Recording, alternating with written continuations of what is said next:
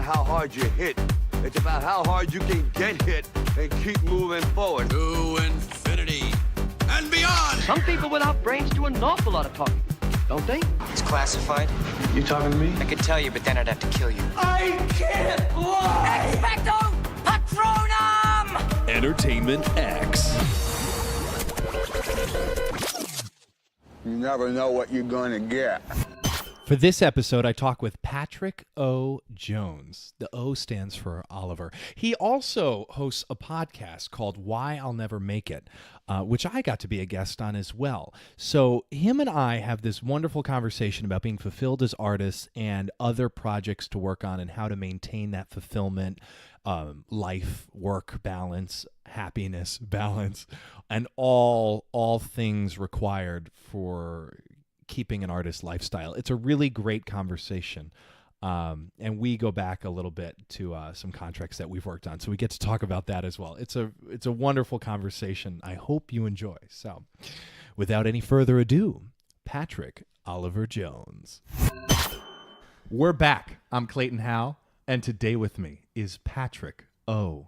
Jones. I can't tell you how happy I am to be here. This is exciting. This is exciting. Yeah, this is exciting. We're in the Entertainment X podcast suite overlooking the West River. Okay, now, of course, none of you are going to be here who are listening, but oh my goodness, I don't see how he lives. He has a balcony. He overlooks like part of the city. You can see bridges from this apartment. I mean, he's really roughing it, and I really had to like downgrade my experience coming here. But you know, I'm here. Yeah. I'm making do with the windows around me. It's really tough, but that's why we're in this business, right? It is why we're in this To business. experience the tough, push through it, and keep going. Exactly. And when he says he's talking about the producer, not me. Anyway, so Patrick and I met doing Disney Cruise Line, which anyone listening has heard that that's a common theme among many of the guests. So Disney is the common thread. Well, you know, and is. I have to be honest, Disney has been very good to me in my career. So I have my own affinity towards all things Disney. Well, you've worked at the parks as well. Yeah. I've worked at Walt Disney World in Orlando. I've done the Disney Cruise Line, which is where you and I met, and I've done Tokyo Disney, which you would think is part of the theme park world, but actually, like, it's its own Oriental Land Company, I think, is the actual company that owns it, and then they just kind of license Disney stuff. Yes. So it's actually a separate park from all the other Disney-owned parks. Yeah. Yeah. I noticed that a lot, even, and this is so random, but the it's like Magical Express that takes you from the airport to the ship is owned by Mirror's taxi company. Oh, yeah. And they Right. license out the pictures, the logos on the side and of it. Mickey Mouse Yeah. and everything, yeah. So it's like, I mean, which is really smart. I mean, that saves, I guess I assume it saves the company because, you know, you're just, regardless of how that company is performing, they're still paying you for the Donald Duck. Yeah, because the thing is, as long as people get to the park and get to the hotels, Disney doesn't care how that happens. They don't care. They do. I mean, they care a little bit, but at the same time, if it's a third party, you know, just get people what to it the is. Just just get deliver people on property. Oh, Patrick. So Yes. we're gonna talk about a bunch of stuff as per usual on this show. I know you gave me the rundown, and I think there's like 27 items we got to cover. So let's go for it. 27 and a half. Yeah, because that half, you know, that time when I had a hysterectomy. Jeez, Louise. I mean, Patrick. Don't Yes. call you Louise. Yeah. Okay. So what started it for you? Was it a TV show, radio show? Well, I would have to say that it would be. I started in third grade choir at church, and so that was kind of my first introduction to singing, to performing, and doing the church musicals for Christmas or Easter or whatnot. But as far as like got me thinking about, oh, maybe I could like go and do this and work at it, was Phantom of the Opera. I was in high school, and that original cast recording had come out, and I just aged myself right there.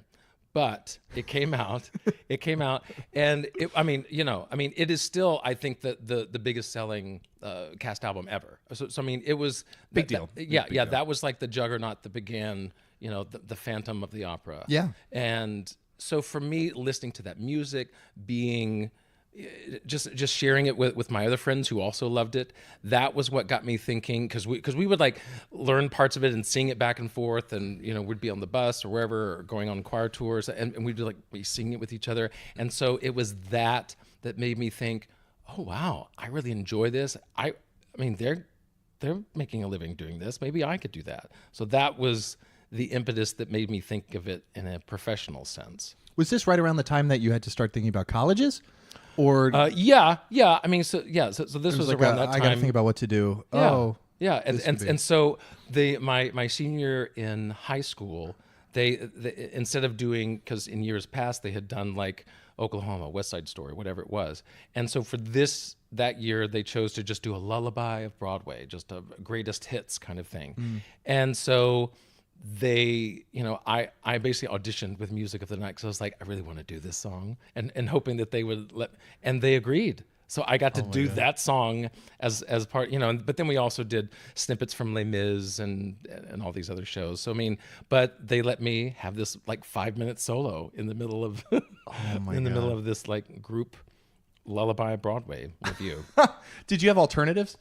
Was there any alternatives to studying college or anything else, or was? Well, as far as like doing that, I did actually get my bachelor's in mass communication. Oh, cool. Broadcasting specifically, and you do have a radio voice. Well, not a radio face, but a radio voice. Thank You're you. welcome. No, because I did the college radio station, and if I wasn't doing, there's 2 tracks I would have gone. If I hadn't gone into performing and theater, I would have either become a lawyer, and I liked constitutional law, even though that's, from what I found out later, that's the one that makes the least amount of money of all lawyers, but that's the one I wanted. Just because I like legal matters and kind of arguing points and fine points of law kind of thing. So I would have either done that, or I would have gone into radio broadcasting, just because I loved playing the music. I love the microphone. Yeah. I love, just talking. Yeah, I love talking, being that personality. Yeah. So that's something that I got. That's so funny, because when I asked about alternatives, in my mind I was thinking a lot of theater people or people going to performing, usually the alternative is lawyer. For me, it was entertainment law. I have heard a lot of that. For my friend Nakia, she was episode 1. It was law. Yeah. It's a common theme for people. Gabrielle Elizabeth, she's beautiful. Her alternative was law. Yeah. So it's just funny that. I wonder if it has to do with. I mean, I think when you look at, certainly those that are public, actors tend to have strong opinions. We tend to be activists toward whatever we care about. Yeah. And so I think there's just a sense of, we want to do what's right. We want to make sure those around us, the world, is right. So I think there's just that sense of wanting to do good. Yeah. Which can sometimes go too far, but I think in its core is a noble goal. Huh. Yeah. So you study mass communications. You're working at the college radio station. Right. Are you doing all that? Okay. Yeah. I had a morning show. Yes, you did. For a while. Yeah. What time? 6 to 10, like the morning hour? Oh yeah. It was like what time did I have to be there? Yeah, there was one that I had from 6 to 7, and then for a while I had an evening R&B show. Yes, you That's did. right. And did That's you, right. you slowed your voice down like that? I did. I slowed down. I got closer to the mic. What was the call sign for this, dude? It was WVSU, the voice of Samford University. Yes. Yes. Wait, so where's that college? It's in Birmingham, Alabama, which is where I grew up. You grew up in Alabama as well. Yep. So after college, is it a decision of, what city to go to? Well, where to go, what to do? Yeah, it was kind of interesting in the fact that once, because I had this degree in something that wasn't theater, even though the whole time I minored in vocal performance and theater, so it was still like what I wanted to do. Yeah. But once I left there, I actually got a job right away, which I was very grateful for, in Tennessee, doing a season at Cumberland County Playhouse. And so it was a season of 4 shows that I was a part of. So that was like 7 months of work or something, which was really great. Right and out during the gate. Yeah. Wow. Yeah. Right. And so during that time, I went to Atlanta, Georgia, with SETC, the Southeastern Theater Conference. They have them still there. Yeah. They have SETC. There's NETC for the Northeast. So they have all these theater conferences where it's basically like a cattle call, open call for mostly college students. But the one in the fall is the professional SETC. And so you're out of college, you're working, you could be equity, non-equity. So I went to that, and but the setup is still the same. You go into these huge conference rooms, auditoriums almost, and you're on one stage, and like a football field away, there's 60 tables with theaters and casting directors represented, and they're just watching you, doing your song, doing your monologue, whatever it is. Do you print out 60 headshots? No. How exactly did that work? No, I think it's like a set form that you filled out, and they just had your basics. I think they did the copies of that, and then if those theaters call you back based upon that one single audition, then you give them your actual headshot and resume and everything. So, but it's also like a weird setup in the fact I don't know if it's this way anymore, but it's usually at a hotel where this conference is. And so these casting directors are calling you up to their room. That's where the callbacks are. I know. I don't think they do that anymore. Now, I never certainly experienced anything. No one that I knew of, that was in my group experienced anything. It's just the nature of the hotel. There's no other studios. Yeah. I mean, some people would rent out a conference room, but I guess if you wanted to pay for that, but obviously 60, 70 people can't utilize one conference room, so they utilize their suites or whatever. Wow. So, but it wasn't so salacious in the fact that there was a line outside their door. So it was like, people would come in one after the other. So it wasn't like you were ever really like alone and, sketchy and kind of thing. But yeah, so Disney was one of the people that was there at that SETC that I went to. Disney World. Okay. And so that was in September. I finished my Cumberland County Playhouse season around Christmas. And so then I'm just like doing an odd job, working in the office of some business. And on Christmas Eve, Disney calls me and says, "We would like to give you a contract." Christmas Eve? Christmas Eve. Who's in the office on Christmas Eve? They are. I Mickey. mean, 24/7, 365. They're always working. And so on Christmas Eve, they called me. Awesome. Yeah. And it was to do What a Christmas miracle. right? I'm working at Disney. to do Victor the Gargoyle in Hunchback of Notre Dame, which was there at the time. It's no longer there. Where was that? So that was at the MGM Studios, what is now called the Disney Studios. Yeah. Oh, yeah. It was MGM, then it was Hollywood. Now Yeah, it was Disney. Yeah. Whatever It's it gone is. through. I think they lost the rights to the MGM title, so then it's gone through several incarnations. Is that where Beauty and the Beast is? That's where Beauty and the Beast still is. Yep. Okay. Yeah. All right. Okay. So, but Hunchback was my way in. Great. So that was Christmas Eve, and I was going to start the first week in February. So Perfect. a month and a half later or so. Yeah. So that was my first introduction to Disney, and that was really my first like big job right out of college. Were you in the city at all, or was No, this was like I home had to gone to the theater? city once. My senior year in high school, our choir was asked to perform at Carnegie Hall. Oh, that's right, Carnegie. Whoa. Or Carnegie, depending on Carnegie. where you live. So I performed in Carnegie Hall. Okay, so that was the one time. But other than that, But you were straight at the other park. than that one trip, whenever I was 18, no. What made you get up here?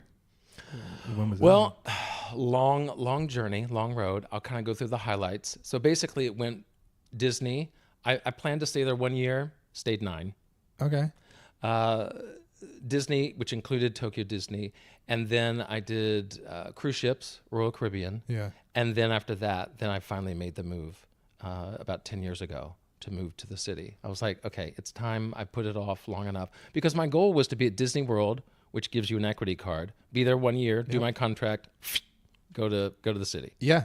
Come to New York. Yeah. But you get comfortable. I had a car. I had an apartment. Oh, I was Lord. living by myself. I was Yes. making more money than I had ever made in my life. What was the rent? Well, I did. You know what? I mean, this was back in '97. It's still low. Yeah. So this was back in '97. But I was making $600 a week. Yeah. Which wasn't bad back then. Okay. And my rent was $600 a month. Wow. So yeah. You know what, rent? I don't know how much rent has actually changed in Florida. Not that this is. We're not talking I mean, about rent. it's probably it's like 400 to 600 still. Yeah. But, and but it this might depends be on with where like you a live. few roommates. This might be like 400 per Oh, this is me room. living by myself. Yeah. 600 Yeah, to by pool. myself. Yeah. You had a pool, washer, dryer. Yeah, there was a pool, washer, dryer my in unit. God. Oh God. Come Okay, on. new topic. Great. Okay, so you're in the city, and your goal though, and I'm curious about your goals and how they've adapted. The goal was get the card, move to the city, be on Broadway. I just put those words in your mouth. You know what? I think that's the 1, 2, 3. That's how Is I that- thought. okay. That's how I saw it going. That's how I hoped it would go. Yeah, and then how did it adapt or change for you, and how Well, did you navigate that? I mean, life really comes at you. While I was there in Orlando, I met who would become my wife at the time. So that changed everything. Oh yeah. And so through that, I adjusted goals and thought, well, I can make a living. I was performing. I was still getting to do like little gigs here and there in Orlando, but I was married now. It's now, we were buying a house. So life kind of changed that. I was like, I'm going to make a living here. I can do that. I still wanted to do other things. I still wanted to continue to perform and do actual musical theater. But I loved her. I wanted to be with her, and I wanted to make that work. And we both got cast actually to go to Tokyo Disney. So that also helped. Yeah. And but the one thing with doing Tokyo Disney, because again, it's not part of the company, quote unquote, is that you have to leave and end your contract with Disney World in order to go to Tokyo Disney. And then once you come back from Tokyo Disney, you have to re-audition, you have to be rehired, you have to, it's basically like starting over again. I mean, yes, I think you'll still pick up where you left off, like pay-wise or whatever, but you have to like be cast again. There's no guarantee that you'll come back to Disney World. So life kind of happened. And then again, life happened in that we divorced. And so then that kind of rekindled everything, like, okay, well now I'm basically back to where I was before I was married. Like, what do I want to do? And New York was still that in the back of my head. And I was like, well, if I can make it work now, then now's the time. So I looked for ways to start to get out of Orlando, to leave, to what I could do. And Vegas was that answer. Vegas, baby. Yeah. They came to Orlando and auditioned for Jubilee. And I auditioned for Jubilee at Bally's. And so they cast me. So I did that for a year. How was that? That was an experience because number one, I'd never been to Vegas before. Number two, I'd never seen Jubilee. So they had like this brochure, pictures and stuff. So I was like, okay, there's Samson and Delilah. Okay, there's a Titanic ship. Oh, okay, there's huge stairs with girls and sequins and rubies and rhinestones. So it was just like this weird little random show. I mean, I'd heard about the Vegas showgirl and that whole scene, but I'd never been, and I'm just looking at these pictures going, what kind of show is this? But it was mostly like they wanted jazz standards. They wanted that kind of crooner type of voice. I was like, okay, well, I can give them that. So once they cast me, they flew me out, and it is like August. So it is 11:30 at night when I land, 97 degrees. I feel like I'm in an oven. It is just like, what? So that was my first And wake then it up hit you. call. I'm in the desert. It's like, I'm in the desert. So right. I went from Florida swamp to Yeah. desert. No. So I was actually going to be subletting from one of the women who was in the show, Jubilee. Cool. So that worked out really nicely. And so then the next day I saw Jubilee for the first time. It was a 90-minute show. And I will be honest, my first reaction was, what have I signed up for? What? Because it was just like nothing I'd ever done. It wasn't Disney, because it wasn't like it wasn't bears and singing bees and things. It was it was like women topless. Oh my. Yeah, because it's a topless show. So it's these topless women. It's just like gaudy glitz and just huge production. Bright, shiny. Yeah. 100 steps coming down from the top down to the bottom, and they just like walking all of them. This man is singing in the front, and I'm like, I'm going to be doing that. Okay. And you're topless as well. No. The men are in tuxes the whole time. Of course. Well, okay, I lie. In the Samson and Delilah number, the men are in studded thongs. Oh, yes. And they have like a cape that kind of drapes in the back, but you can still see everyone's ass. It's just out there for everyone to see. And so I was like, what? Now, they didn't tell me about that part. The whole thing about like, you'll need to be shirtless. You'll need to just be wearing a thong. Oh, and by the way, one of our dancers, he makes thongs for everyone because they fit in the in the costume, so you can buy them from him. I'd never bought thongs before, but I had a collection. Oh, you still have the collection? Hold on. You haven't been asked that. I think I kept one or two of them just cause, but you no. know, they're like mic belts. Hold on to your mic belts. Okay. But yeah, I kept one or two of them, but most of them, no, I let go. This is hilarious.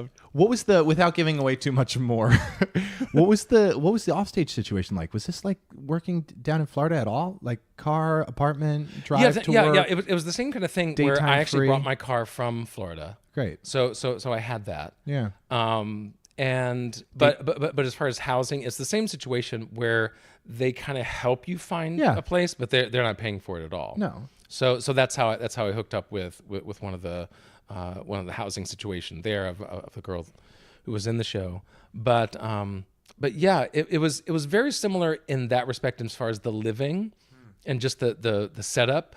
But yeah, backstage you're surrounded by mostly naked women.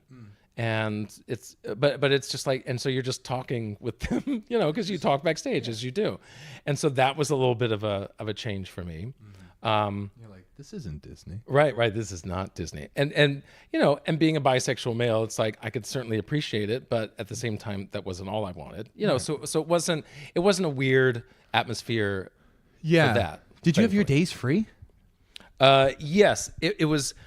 Now, you know, on Broadway, they bemoan, 8 shows a week, and it's really tough, and sometimes I just need to, excuse me, I'm on voice rest, I can't. No, this was 12 shows a week, 2 a night. Our off day, ironically, was Friday. Okay. Yeah, Friday was our off day, which seems weird. That seems like the hottest night of the week.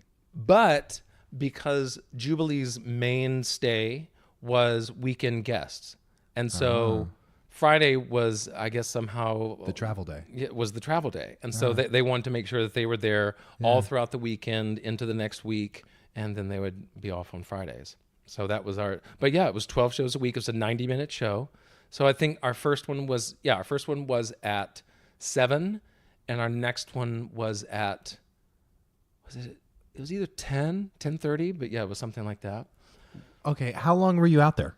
I was out there for a year, which was 2 contracts, 2 6-month contracts. Great. And I almost left after the first one, but I just decided, you know, I'm here. I'm making money. Let's just continue with this, you know. And I'd started to make friends. I'd started to you know, kind of make a living out there, but it still wasn't exactly what I wanted. And I knew I wasn't going to like make it, because there were some people who'd been there 10, 15 years. Yeah. In the show. So, which I applaud their sticking with it, but I knew I wasn't going to be that. You know, it's so funny because like, and I have that thought too. If I hear someone like, oh, they've been doing certain contracts for 10 years or 5 years, and I was like, oh my God, I don't know how they're doing it. But like, you think about every other place of employment, and you know, like my mother taught math for 33 years. Yeah. But like, no, you know, you never say like, oh God, sticking with it 33 years. So it's just so funny the difference in theater. It's like this shocking thing if someone stays in a Broadway show for, you know, a decade, yet, you know, teachers or engineers do it for 30, 40 years. Yeah, we're so just used so different. we're so used to going to the next thing. Well, I mean, like, because I think all of us started either in summer stock theater or regionals or where it's like you kind of go, and even in school you go from, okay, well, here's the show this season, here's the show in the spring, You do 2 weekends of it and then you're on to the next show. Right. And so we're all used to that kind of 1 month, 2 months at a time doing a show and then on to the next one. So when you get a contract for a year, it's like, oh, wow, okay. Oh my. But at the same time, like, but Disney had taught me about that, because I started out at Hunchback, and so I did that for 2 years, but then I moved on to Beauty and the Beast to do Gaston. And I was there off and on for about 6 or 7 years, but full time, I did it for about 3 years. And so doing that, 20 shows a week, for, you know, doing Gaston, 20 shows a week for 3 years. Imagine, you know, and there's no off weeks. I mean, yes, I had vacation, so I would take that, but really, I'm there at least 50 weeks a year.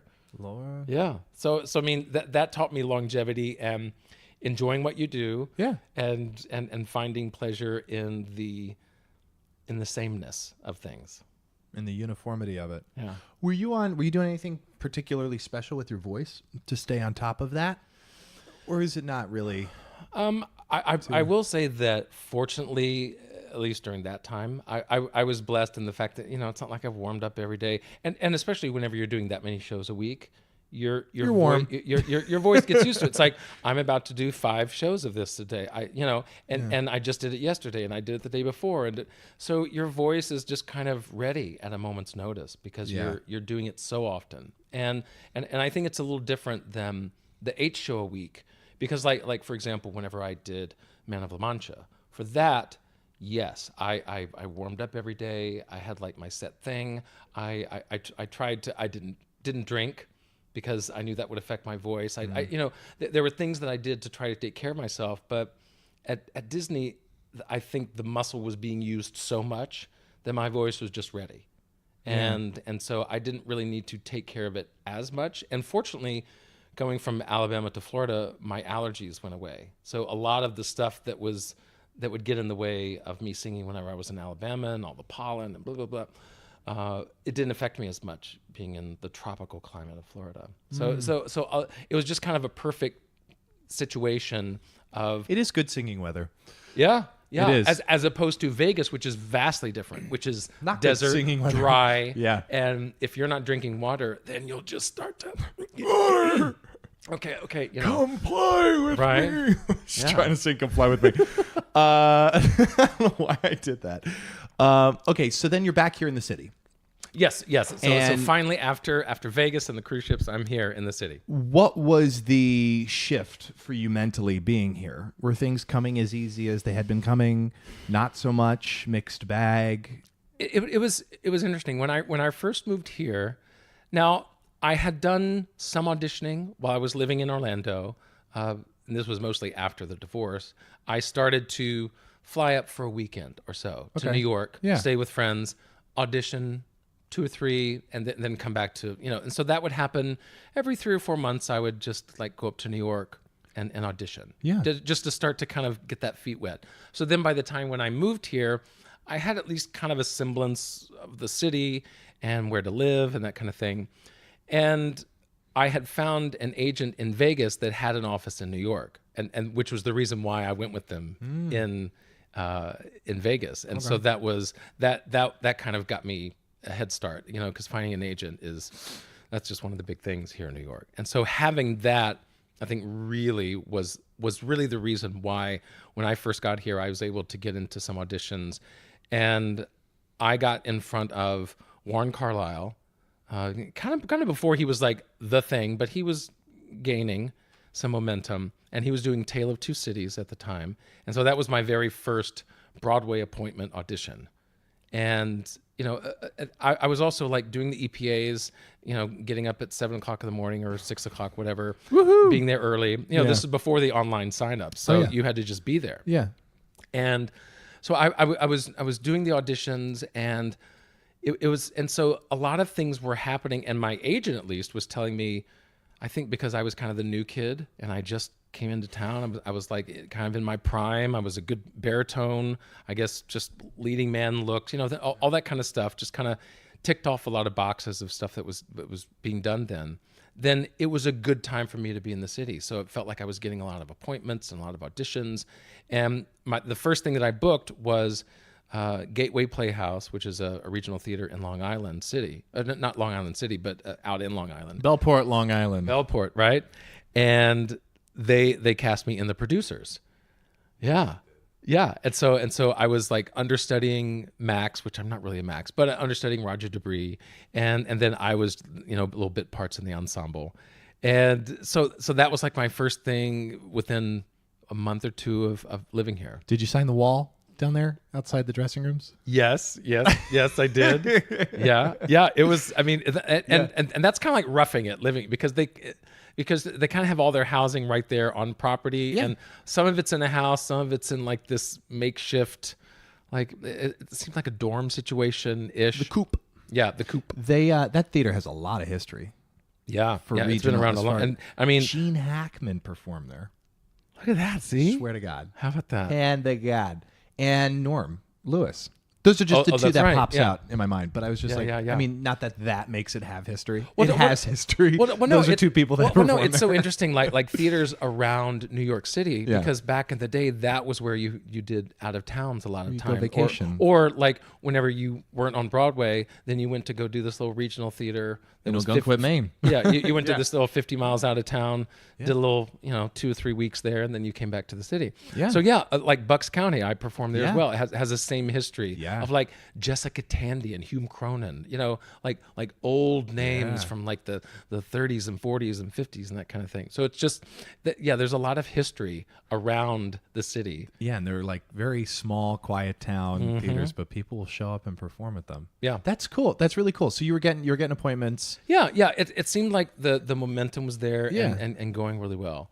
And commercial wise as well, I'd done a lot of commercials in Orlando because obviously people love to film there because it's kind of like nice year round. So when they need to do their Anything Caribbean Yeah. or tropical, right, or right, or anything. it's like they need to get ready for their summer promotion. Yeah. They film in Florida in January because it still looks sunny and warm. Yeah. Yeah. So commercials were starting to pick up a bit. So when I first got here, I kind of hit with a splash in my own way, and kind of doing some good things. But I would say after like 6 months to a year, once the casting directors had see me, then it started to fall off because then they'd seen me and then they knew, well, I wasn't right for this or not right for that. So the appointments started to go down a bit. And I was no longer the new kid on the block, so to speak. And so it definitely decreased. And that was when I had to kind of push myself a lot more to get to those EPAs and chorus calls. And at first, during my first 2 or 3 years here, I was really focused on that and auditioning really for anything. If it was like remotely close to something I could do or be right for, I just went in for it. And I was also doing the one-on-one classes and just trying to get as much networking and be known as much as possible. Yeah. So that has shifted since. And I'm a bit more judicious with the auditions that I go to. Yeah. I will admit sometimes it's out of laziness and I don't want to get up. I still have those days. But I also am more selective in the fact that, you know what, they don't need my type. They actually need them to look like this, or they need them to be a true tenor. And I could maybe sing that, but I'm not going to sound like the tenor that they need for that, or whatever. I'm just much more aware of not necessarily my limitations, but just like the package that I bring into the your room. lane. That this is what I can do. Yeah. and this is what I do well. Yeah. And so if there's a role that fits that, that's what I go for. Well, you do. It's so funny. There was I was chatting with my parents about that I was going to have Patrick on the show and we are going to talk. And my mother knew you from the contract we did together, but my father was like, "Oh, the mattress guy," and I was like, "The mattress guy?" He's like, "Yeah, Consumer Reports." That's crazy. Yeah. Because you were on the cover of Consumer Reports for that. Because you do a lot of print, and did you do like World of Warcraft or Minecraft? Or Yes. something? You did a video game? Yeah. I mean, over the last Because you have a great look. 2 or 3 years, it's been interesting. Some of the things that I've gotten to do, like the Consumer Reports. So yes, my first magazine cover was on Consumer Reports. That high fashion magazine. But yeah, they were doing some. Well, you were like taller than the mattress or something. Wasn't that like the joke? Yes. Because you're like 6. Yeah. 3? So my feet were dangling off the in a suit.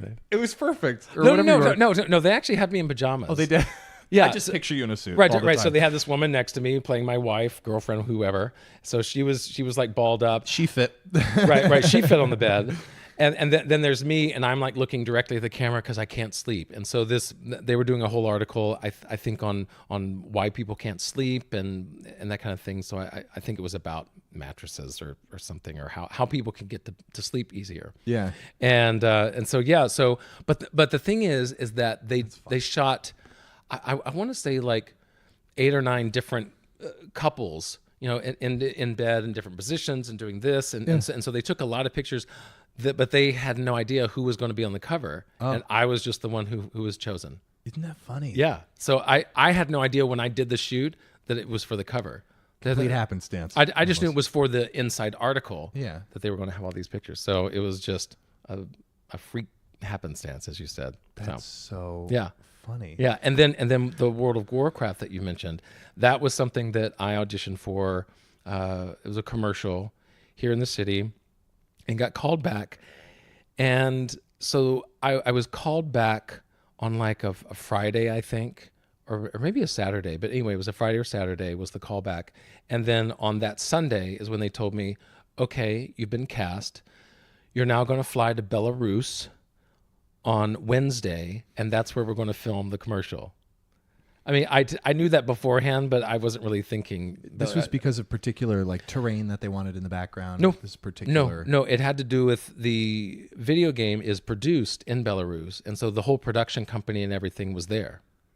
So rather than fly the production company to New York, they flew us 3 actors who were going to be in it to Belarus. That was much cheaper for them. Wow. So I mean, and the paperwork that I had to go through, all in Russian, of course, that I had to go through to get the visa, and I had to word it in such a way I couldn't say that I was working for this video game. I had to say that I was like on like some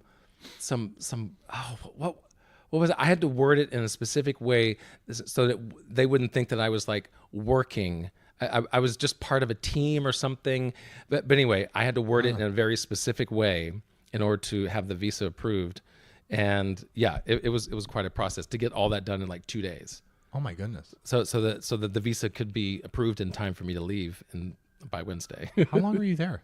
I was there 4 days. Working all 4 days? No. So I arrived there and kind of had that night to myself. Then the next day was costume, outfits, suits, that kind of stuff. Right. And then we shot the next day, and then I left on the 4th day. You know? Wow. So I had like a couple of nights to myself to just kind of go out. I like met a couple of people, and we just like hung out for the evening, and they showed me around to different bars. They spoke English, thankfully, so that helped. But yeah, I was in Minsk. Minsk. I love saying Minsk. Minsk. Yes, so that's Beautiful. where I was. Yeah, so Minsk is beautiful that time of year. Yeah, I loved it. That It time was of year, it's gorgeous. So you've had such a varied career. Right? And still varied. Yeah. I mean, from like these parks and resorts, if you will, to casinos, to commercials. Yeah. It's so interesting to see. And I imagine obviously it has to do with your type and time and place, et cetera, et cetera. Oh yeah. It's all being right place, right time. It really is. And I'm curious, being here in the city, and as you continue to navigate the city, is there self-talk that you have? Are there mindsets that you're maintaining or keeping yourself in to continue on and to keep going along? I mean, as I'm sure you or anyone listening knows, it's not easy to stay on track at all times. No. And because I can say just 5 days ago, 6 days ago, I was in bed. I had a hard time going to sleep. And when I woke up the next morning, it was just like the previous day's auditions were still in my head. And, I hadn't been cast anything in 6 months. It was just like, I was really just feeling down. And I was thinking about that day's auditions. I was like, well, I'm probably not going to get cast. And so just that doubt, that drudgery that comes with this, just the constant hearing no, actually you don't hear no, you just hear nothing. Yeah. And so not hearing yes in a long time. And it can be really just sobering many times when you start to think about that. I mean, when I recount as you said, the variety of things that I've done in my career, it is quite wonderful, and I have a lot of great memories. But in this profession, unlike the teacher job when we were talking about that stays there for 35 years, for a lot of actors, you're only as good, you're only as known as the last thing you did or the last big thing you did. And so it's about, well, what's next? What's the next thing? When's my next performing job? When am I going to get cast? And when you don't get an answer to that for a long time, you start to wonder. And, I was just having one of those mornings where I was really wondering, well, maybe this isn't going to happen. Maybe this, because my goal in amongst all the wonderful things I've done, has still been Broadway, which has yet to happen.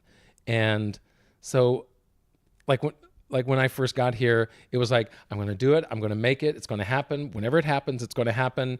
And then over the years, that belief of being on Broadway was still there, but it started to adjust. And it's now come to the point where I first believed I'm going to be on Broadway because I can do it. Now it's adjusted with, I may get on Broadway, but I know I can still do it. But my expectation of actually making it in that, I don't know. Maybe it'll happen, maybe it won't. And so I think with that mindset came the adjustment of, I'm now going to do the work that I enjoy doing. And I'm going to focus on the roles that I want to do, or the shows, or maybe the people or theaters that I want to work with.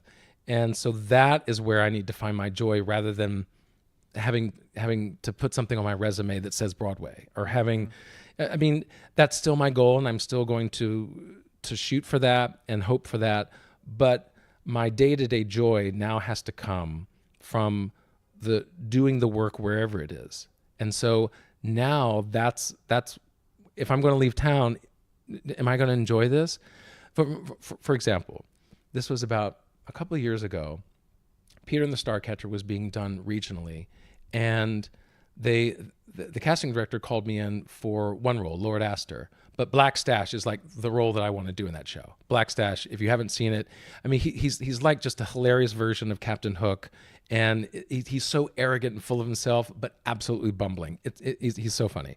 So that was the role that I really wanted to do, but the casting directors called me in for this other role, Lord Astor, which is again in my wheelhouse. He's the Lord. He's the father of a child. He's very upright and yeah, great. But I asked, but can I be seen for Black Stash as well? And like, well, we really see you as Lord Astor. I mean, if you want, but we're really looking at you for this. And I actually turned down the audition because I knew in myself, if I get cast as Lord Astor, the whole time during that run, I'm going to be looking at the guy playing Black Stash going, I could be you.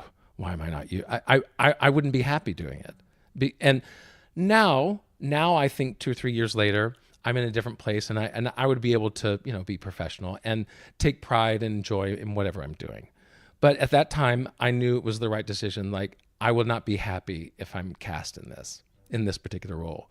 So I've had to really find those things that are, because Broadway is elusive, and I will never be my own casting director, unfortunately. I can write some stuff. I could do a cabaret. There are things that I could do on my own. I have my own podcast, much like you do, and so that's been a joy to have that. But at the same time, I'm not the casting director in the room that's going to put me where I want to go. So I just have to now put myself in the best places, the best auditions possible, so that I know that I can enjoy this process.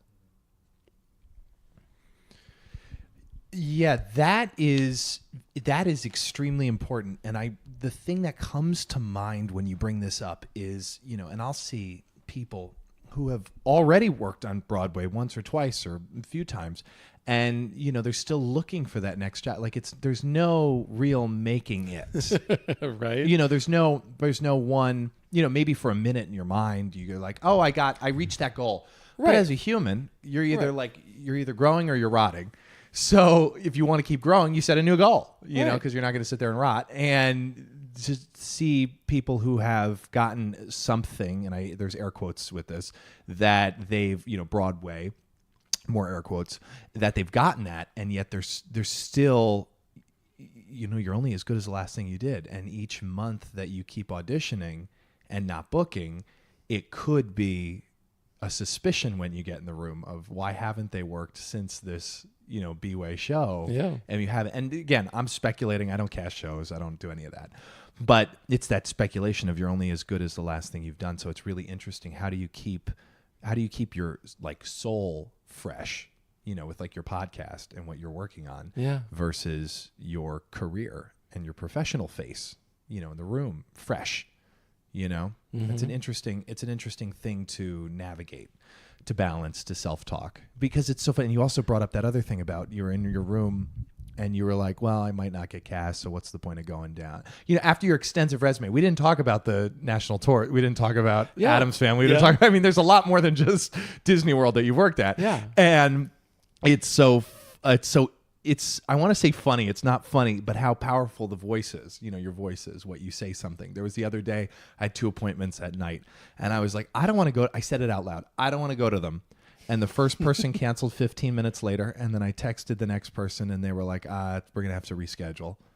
And I was like, oh, shit, I should stop speaking these things out loud. Right. Because the universe hears you, or whatever you believe in. It can be anything you believe in. But it's that power of the voice. So if you're saying, like, I'm not going to get cast, yeah, probably you won't. You know, it's like I mean, there's a good friend of mine, Michael Kostroff, who has a kind of a mantra of his own, you know, and where he takes joy, not joy, but maybe just more, what's the word that I'm looking for? It's basically a sense of expectation of, hey, I'm not going to book this, but you know what? I'm going to go in there and I'm going to have fun with this. I'm going to have my 2 minutes in the room doing what I love, and then I'm going to go home and have pizza or whatever it is. And so it's a freedom. That's what it is. It's a freedom to realize that so much of this business is not in our control, and to really embrace that. To be like, you know what? Because, okay, I'm going to do a little tangent and then I'll come back to it. Do it. So like 2 years ago, I decided to do a little statistical analysis of my audition to booking rate. And, you know, going through all the auditions, commercial, TV, theater, everything. And then what I booked. And I booked about 6%. 6%. So 94% of the time I didn't hear anything. Nothing happened. But 6% of the time I booked it. And so, I mean, to think about that, when 6% of your effort is going to result in work, and knowing that 94% of your work is going to result in nothing, that's sobering. But that's also something that, and I think that's why my friend Michael came up with this like freeing idea of, hey, I'm probably not going to book it, but I love this theater world. I love what I do. I love singing. I love doing these scenes, you know, finding love and enjoyment in other things, and the work of it, the craft of it, rather than booking. And so so I think that having that kind of freedom is so important because look, if all you want to do is just have a resume, then I think at the end of the day, then you're going to have a resume, you know? But if you're going after, you know, I want to do work that speaks to LGBT. I want to do work that speaks to women. I want to speak to work that deals with children. I want to have something that means something to you. I just want to make people laugh, whatever it is. Have something that is meaningful. So then at the end of the day, you look at, it's like, you know what? I made these people laugh. You know what? I spoke to this issue doing this show. I did. You have things that you can point to that's like, I made a difference, rather than I have a resume. Yes, and 6%. This is interesting. That's above average. I think it is. That's way above average. I think it is. I mean, you have like, you know, your commercial things, you know, the actors that you see on the cover of US Weekly and all this stuff. But then you have the thousands of people who we see, you know, downtown auditioning, and 6% is that's above average. Yeah, for booking, which is so interesting. Yeah. I think I'm probably in the middle or something. You know, because probably a lot of people are in the 3%, and then the A-listers, they're maybe at 10%. You know, so it's like, because you go to, I mean, there's a ton of, it's like, you know, 1,000 auditions, 50 callbacks, one booking. You know, that's kind of like how it goes. Yeah. How did you figure that out? Roughly, I don't know if you recall or no. But basically, because I have a calendar that has all of my appointments.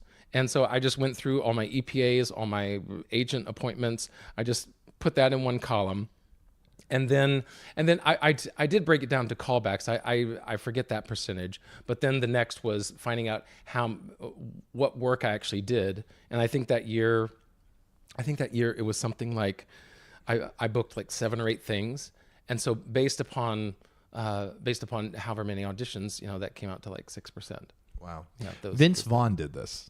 something similar to this. He's Yeah, familiar with, yeah. and his feedback that he would keep getting was like, you're too tall, or you're too, because he's a tall guy. And he's like, but it's almost trivial because it could be anything. If you're getting your feedback from commercials or whatever, it could be, what is there? And feedback is gold because you just never get it. It is gold. It is gold, but it's also like, there's always going to be a reason why you don't get it. And you can change your booking average by going out and taking more classes and, more people that But he was also saying that when he didn't book, it would get him so down that he would take a week off. And instead of, or 2 weeks off, and I'm paraphrasing this entire thing, that if he took the week off, he would actually be setting himself back. You'd be going backwards. Right. Because then your averages, because it's a numbers game, and the more numbers you have, like if you have your auditions in column A, your callbacks in column B, bookings column C, the more you have in A is the only way you're going to get more in B, is the only way you're going to get more in C. So I mean, yeah, it's like a numbers thing. It really is. But if you take a week off, it sets you back. You've now lost an additional week of So the percentage can go down rapidly because it's already so small. It's just interesting to think of it statistically. Because I only did it that 1 year, and I haven't done it since. It would be interesting to like do it year to year and see how the percentage has changed. I haven't really thought about that. Yeah. But it's such a this business really is it's tiring, but when we actually get to do what we love, and you have to find that in the audition room as well as on stage. But when we get to do what we love, it can be rather exhilarating. Because like for example, recently, Harry Potter, the juggernaut play that it is. Harry Potter's a play? It's a play. And I don't think it's ever going to leave Broadway. It's on Broadway? What? So when they had their initial auditions, it's freaking huge. and then they just had their yearly auditions that they have to have. And so I've gone in twice now. I've gotten to play Draco Malfoy, because it's a sides call, so they give you sides. Yeah. So for 2 minutes I get to be Draco Malfoy. I will probably never get cast, but for 2 minutes I'm the only person doing that role right then. Yeah. So it's like little bitty things that you find the joy. Yeah. It's finding the joy, and it's just fun to kind of play around. Do you have like a hobby separate from performing? Are there other things you like to do? There are that you haven't done in years. No. No. It's interesting that I mean it all kind of revolves around this, because like once you're here in the city and knowing people like you, and most of my friends are in the business, and so even when we're just hanging out or going out to eat, it still comes back to the latest thing we did or the audition or whatever. It's so true. Yeah. It's just like, can I get away from it? We had a double date last night, and for the 3 of the 5 hours it was about. Yeah. It always comes back to that. Entertainment. Yeah. Well, I mean, I guess there's worse things to talk about. What do you want to talk about? Politics? Yeah, there's a whole other. That's a whole other road to go down. But but no, for me, as I mentioned, I have my own podcast, so that takes up a lot of my time, as I'm sure you can relate. Just the scheduling, these interviews, then the editing, putting it out there, promoting it. So I mean, that's its own kind of like side gig that I have. But I do love to go see shows, and love to see other actors who are working. It's really nice, How did the podcast come about for you? For me, the podcast, it was just kind of a lark of an idea. It was specifically with one guy that we were doing a reading, and he and I just kind of had good rapport. We had good banter. It was kind of funny, the chit chat that we would have, and I thought, well, this could be kind of funny. At the time, I was listening to a podcast. My dad wrote a porno. Yeah, you've heard of that. Yeah, and so I was thinking, something where friends are just kind of talking. That this could be fun. So I presented the idea to him. We started kind of batting back and forth ideas, and came up with the current podcast that I have, Why I'll Never Make It, which is kind of funny, but also realistic about this business, about a lot of times we don't make it. 94% of the time, in fact, we don't make it, in my case. And so that started with the two of us co-hosting. Now he's moved on, he's working, he's doing his thing. So now it's just me doing the podcast. And it's basically just a way to, in some ways, commiserate, but in other ways also be inspired by and hear, as you do, hear from other people doing the work in this business. And so that's what my podcast is about. Are there any lessons you've learned from doing the podcast? Is there any, have you learned any big lessons in conversations with people, or does anything stand out as a result of doing the podcast? Well, one just personal thing is in doing the podcast, because before, it was kind of well, let's just see what happens with this. And so we were putting it out every 2 weeks or so. And then we took the summer off. He went to do his thing. So now it's just mine. And my goal was to do it every week. And that consistency of doing it every week has certainly taught me a lot of good things, but also revealed a lot of bad things in the fact that I'm not great with time management. So it's pushed me to be better and more efficient with my time management. That, right? The hours are still the same length in the day. right. But somehow other people get it done and I'm not. There's a funny quote that, Beyonce has the same 24 hours I have.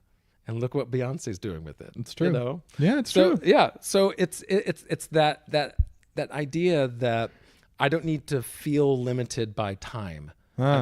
Because we all have the same amount and we can all get it done. Yes. So that's been one big revelation to me, and I'm not perfect at it. I still am learning how to best manage my time. But and just the consistency of putting a podcast out every week it really reminds me what it's like of the prep and the work that I need to put into my own acting career. Because we get sides a lot. We get music. We're, for this audition, for that audition, whether it's our own stuff, whether we're given stuff, we constantly need to be preparing for the next thing. And much like the podcast, I need to be preparing for the next guest or preparing for the next episode, whatever it is. And so my own preparation, my own work that I do behind the scenes that really no one sees until it's in an episode, until it's in an audition room. Yeah. But all the time that goes into that beforehand, even though people aren't going to see it, the better that time is spent, then the more worthwhile it's going to be once it finally is shown. This is a really great answer. And it's a really great answer because we, even performers, we get completely duped by what we see on television, as in that's the only work that they did. Seeing Ryan Seacrest interview 70 people and have 3 questions for each person virtually from memory, and it's oh, he just did that. He was sitting there memorizing those flashcards. Or watching Hugh Jackman perform at an award thing. And I'm just naming these people that come to mind. But Beyonce, hours in the gym, not having that ice cream, not drinking that vodka soda. No, you know what I mean? And I don't know what her habits are with that stuff, but I'm just saying, or even Ryan or Hugh, but it's that idea of discipline. Mm-hmm. There is a lot of discipline that goes behind one 1 hour conversation that is released and you post an Instagram photo about it and it's up. There's a lot of discipline. We were talking about your editing. Your editing for your episodes is, if we're talking statistically, 500% longer than mine. Right. Yeah. Which is time. I mean, that's time you're not watching Netflix. That's time you're not on Instagram. That's time you're not, preparing for auditions.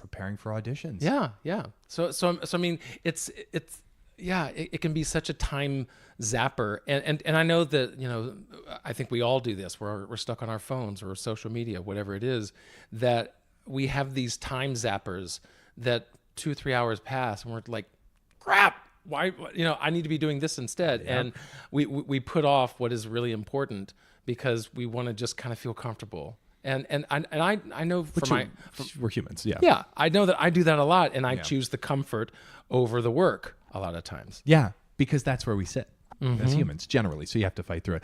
One thing that's really helping me get off social media is the fact that they now play ads during the videos on Facebook. They do. Yeah, See, you know those I'm- videos I'm- when you scroll through that stuff? I'm not Maybe on you. Facebook anymore. Well, I should. I mean, neither am I. I need to get off of it. I'm on there, but rarely. And that's like, we have these. It's like these little trends or whatever you call it. Some mornings I'm on it and some I'm not. Some I hop right out of bed, go to the gym, and start my day. And other mornings it's like you're on there for what feels like 5 minutes, but it's been 47 minutes, and my screen time is up 37% that week. And it's just so funny because, there's so many more ads that are being put on there. To me, it makes it funny because it keeps me from being on. There's so many more ads. Right. Yeah. I don't know why I even brought that up. Well, YouTube's doing the same thing. Like they'll do it in the middle of a video. Oh, yeah. That's what they did on Facebook. right. In the middle of it. Right. So you're watching it, and all of a sudden, I'm like, so then I just I exit out of it. I do whatever. But I'm doing. We were chatting a little bit about this cabaret that I'm putting together, and all those songs. When I look them up on YouTube, no ads. No one's listening to "Dream a Little Dream of Me" by Doris Day. Right. But anyway, that's just funny. Okay, so as we conclude here, we're wrapping up. Let's start with this podcast. So where do we find Why I'll Never Make It? Yes. So Why I'll Never Make It is the name of it, and it can be found Apple Podcasts, Google Podcasts. You can type the name in, Why I'll Never Make It, as well as the website, which is Win Me Podcast. I took the initials, WINMI podcast.com, and that's how people can find it on the interweb. And you've been going now for a year? Yeah. You and I have started around the same time. We did. So yeah, I just celebrated a year at the end of December. Oh, right. Yeah. And mine, it was February. Okay, so we'll have links to that in the show here, as with show notes. And usually I like to wrap up with like a billboard quote. Metaphorically speaking, word or phrase that you put on a billboard. Is anything that comes to mind? Getting back to something that we were talking about before, and this was a quote that I saw. I wish I could remember her name, but she basically said that that once we get to the top, we realize there is no top, and that is something that has stuck with me. In the fact that as much as I push for Broadway or push for this national tour, whatever audition that I'm going for, as much as I push for it, and that's going to be the end, then I will have made it. That's the whole name of my podcast. This whole idea of making it is really transitory. It really is something that shifts and alters over time. And once we have made it, there's the next thing. It's not like, well, once I get on Broadway, well, that was that. I can now just retire, go on back to Alabama. Right. No, I have to get the next show. Yeah. I have to keep on working. There's going to be peaks and valleys to our career. Yeah. But there's never really a top, because we're always, I think perfection is something we're never going to attain, but it's something that we continue to strive for in our work, in our relationships, finances, whatever it is. And so realizing that there is no top, there is only growth, there is only continuing progress. Yeah. That's really good. The why behind it. Why are you actually achieving that? Exactly. Why do you want to have a lot of money? Why do you want to be on Broadway? What's the reason? Like, what actual in your core feeling is there? Because you can probably create that right now with anything else. Because we basically all come down to a few basic human needs. So that's so. Ooh, I love that, Patrick. This has been a pleasure, a privilege, a joy. Oh, and this is my very first interview to be on this side of the microphone. How does it feel? It feels good. It's interesting how when I'm the host, I don't really think as much about what I have to say, because I just ask them the question and then they have to pontificate.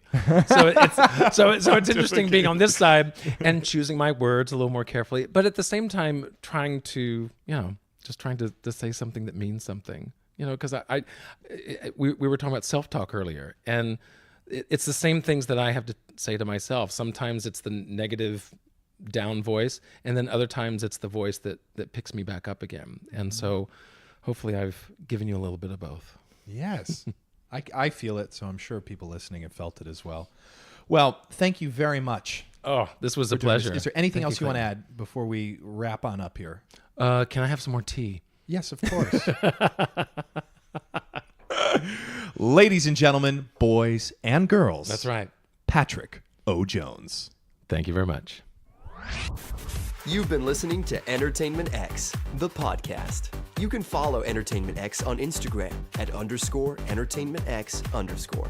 If you haven't yet, go to Apple Podcasts and subscribe, rate, and review this podcast. Join Clay next week for another curiosity conversation on Entertainment X. Thank you for listening.